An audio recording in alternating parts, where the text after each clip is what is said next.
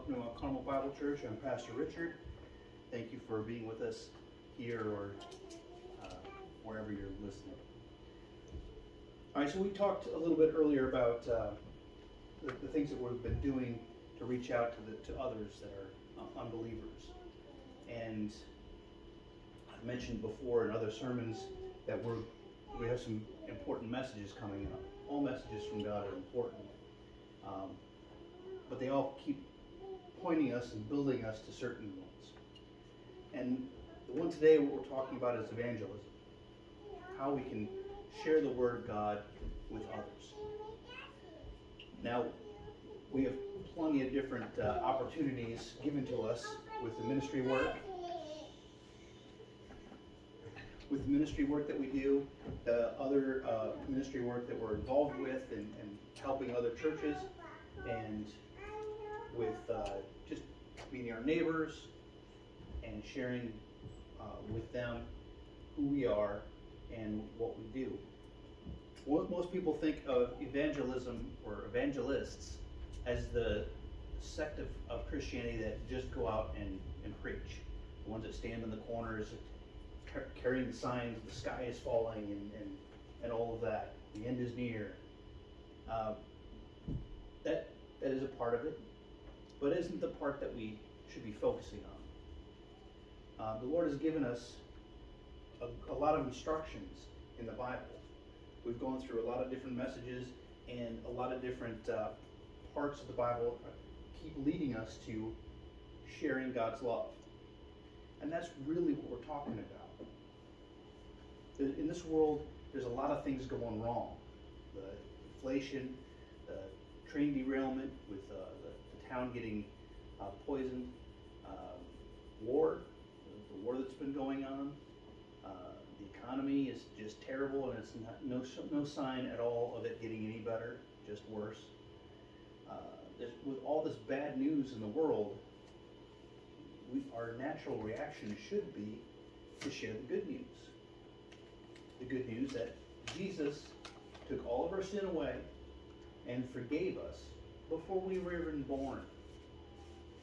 We're coming up on the time of celebration where he was put on the cross for us and rose again, conquering death, saving us from eternal damnation. What better news is that? Besides the fact, that it's getting warmer out. I mean, come on. The best news of all is that we're saved and we're going to heaven. Why would we want to keep that from others? It's hard sometimes to openly talk about our faith, but we need to, because Jesus told us to in one of his commandments, the Great Commission. Now the 11 disciples went to Galilee, to the mount to which Jesus had directed them. And when they saw him, they worshipped him, but some doubted. And Jesus came and said to them, "All authority in heaven and earth has been given unto me. Go therefore, make disciples of all nations, baptizing them in the name of the Father, and of the Son, and of the Holy Spirit, teaching them to observe all that I have commanded you. And behold, I am with you until the end of the age." That's out of Matthew 28, verses 16 through 20. This isn't a suggestion. We've talked about this before. This has the same weight to it, even more so than this right here, the Ten Commandments. God gave the Ten Commandments to Moses on the mountain, and Moses brought them down. Jesus spoke these words to the disciples. See the difference there? One, don't get me wrong, this is very important. This is from God. But God himself told us to share the Gospels. I think that's more important than anything else we can do in our lives, is share with others the gift that he's given us. But how do we do? Some people don't have the talents of speaking that others do. Some people get nervous around others. It's understandable. Their tongues get twisted, they get afraid. There's that fear that in public speaking that a lot of people have. There's the fear of being ridiculed, laughed at, losing your job. There are ways that we can talk to people about God in a more comfortable setting. Inviting them to church is one way.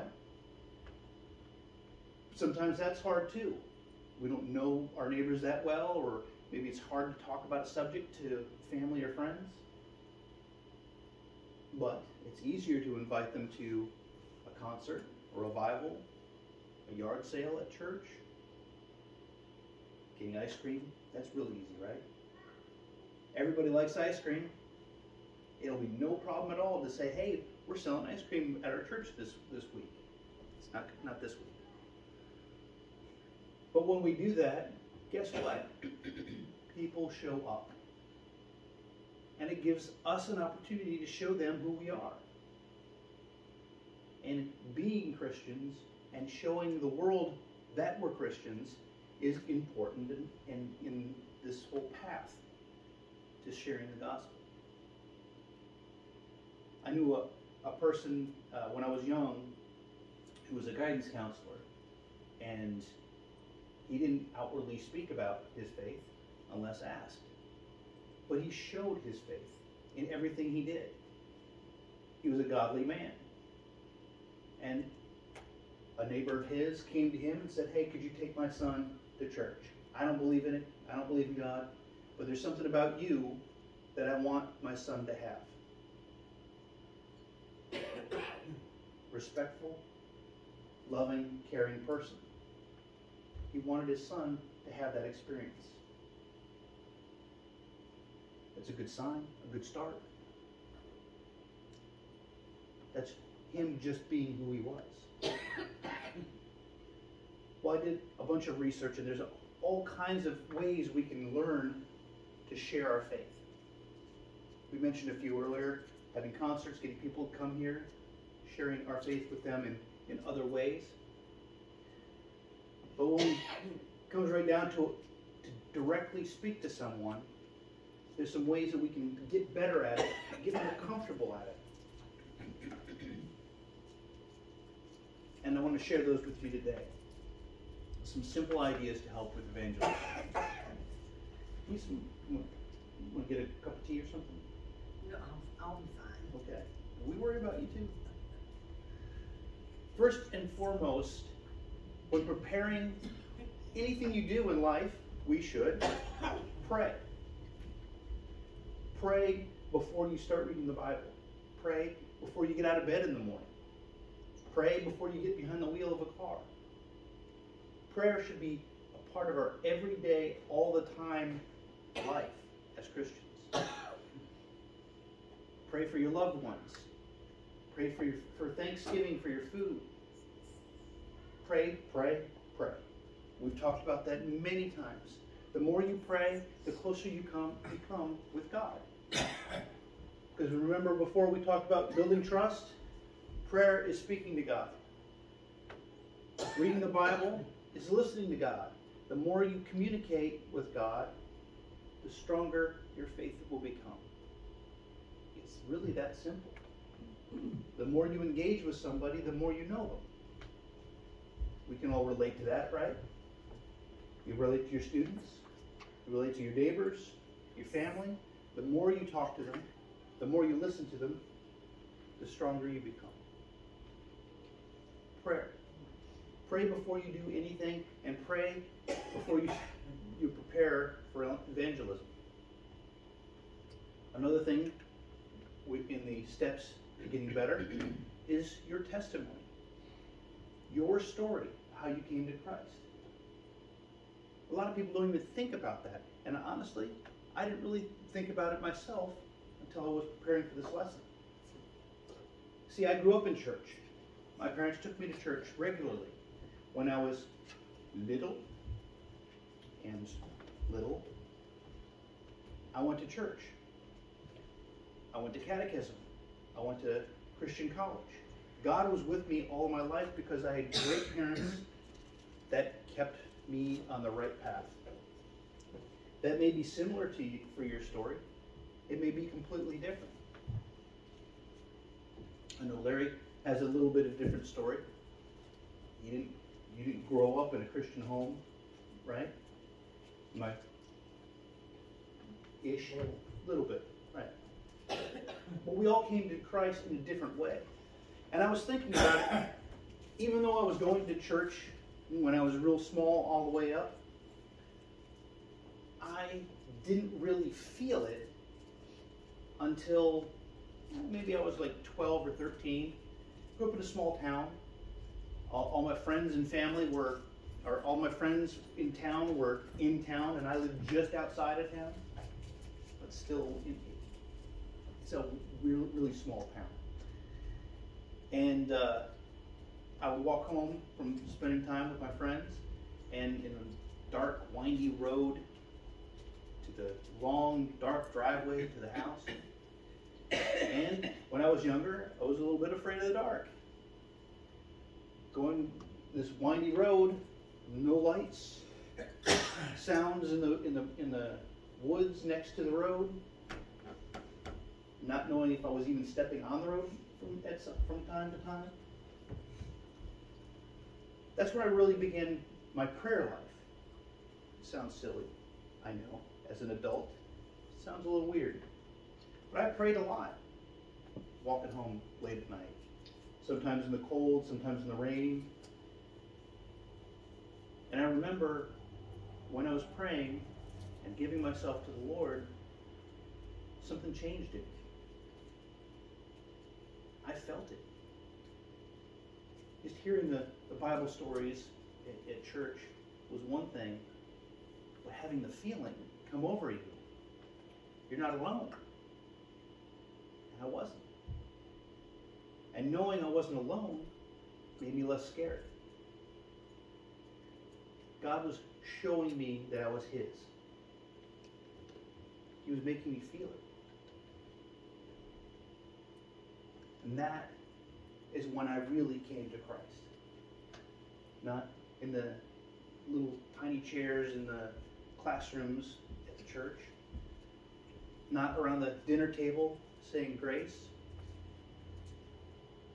But when I was alone and scared. And having your testimony ready to share with others, it's more meaningful. When you go talk to somebody about your faith, telling them where your faith came from is important. And it reminds you of where you came from. It can help you connect with people who don't believe just yet. So know your testimony. When did you come to Christ? How it changed you, how it affected you. And being ready to share that story is important. After that, what is the Lord doing in your life now? How is He affecting you now, today?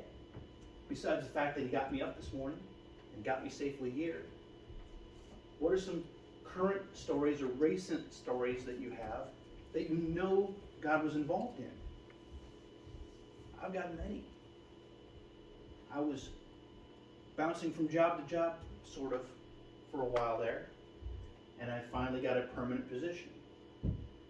I trusted Him, and He came through. Last year, around this time, I was in that car accident. If you remember the pictures that I brought, the car was pretty messed up. My daughter would have been in the front seat, and she wasn't. There was glass all over the front seat. The back seat was shaken up pretty bad too. There was no glass in the driver's side. There was no damage right in front of me. The Lord had me. He protected me. He protected my family. Any other Sunday, my daughter could have been in the hospital. My son could have been in the hospital or worse. The Lord was there to protect us And the lady that hit us, she had a dislocated shoulder. She was fine. Now I can question, why did that happen to me? Why did I have to go through that? It's not for me to question. It could have been something that I needed. It could have been something that the other lady needed. It could have been something the tow truck driver needed or someone else needed. Whatever his plan was, I know he used that incident for his purposes. Maybe it was just the fact that I have those pictures that I can show people, this is what God did for me. I got out of this car. I was able to walk the 2 miles home safely. My kids weren't in the car that day. God protected me. So I have the story of how I came to Christ. I know what He's doing in my life right now. I know He's protecting me. I know He's looking out for me. And I'm ready to share that with anybody who wants to hear it. Those are the things we should have ready. And share the gospel. How do I know God is real? Because Matthew, Mark, Luke, and John witnesses to His death and resurrection. Sharing all kinds of other miracles. They're eyewitness reports. They list other people that were there. There's tons of information backing up the validity of the Bible. People don't want to hear it, but it's there. Archaeologists are finding new information backing up the scriptures all the time.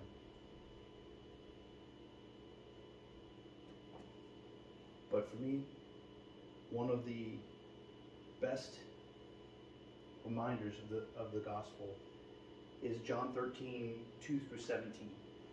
When Jesus washed the feet of the disciples. He described what He did, and He described it to them. You don't understand what I'm doing now, but you will. He came off of His place, got up from the table, and came down.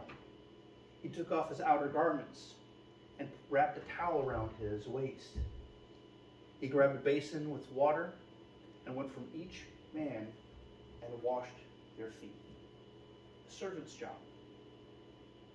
Someone, if you're a guest of the house, someone would wash your feet if you were an important guest. At the end, washing all of their feet, the towel, you can imagine, would have been filthy. They didn't have shoes back then. They had sandals. There's dust from the road. They walked everywhere. That towel had to be covered with grime. And then He took the towel off, put His outer garment back on, and went back up and sat with them. Think about that. God took His power off, became human, became a servant of us, took our sin away, and put it on Himself, and then forgave it. It's gone. Now He went back up to His spot with the Father. He put His power back on, and He rules over everything. But He became a servant for me. Not just for everyone, but for me. Think about that. He did it for you. He did it for you. He did it for everybody. But He did it for me. All the bad things that I've done in my life, all the times that I fell short of what the Bible told me, all the times I got angry with somebody, all the times I got frustrated, all the times I felt sorry for myself because I didn't get that gift that I wanted, all the materialistic things that have gone through my life, and I've failed the Bible, I failed His instructions, I failed God, He still delivered me from eternal damnation.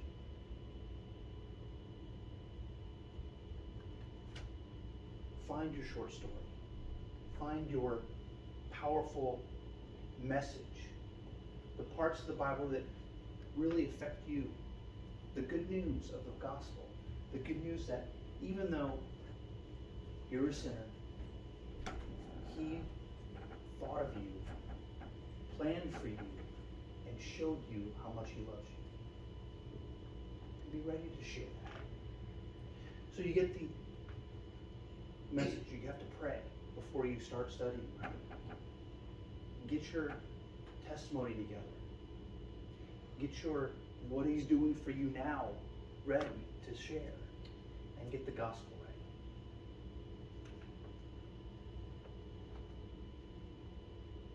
Once you have all that ready, practice. Right? Write it down so you don't forget. Talk to yourself in the mirror so you're ready to share.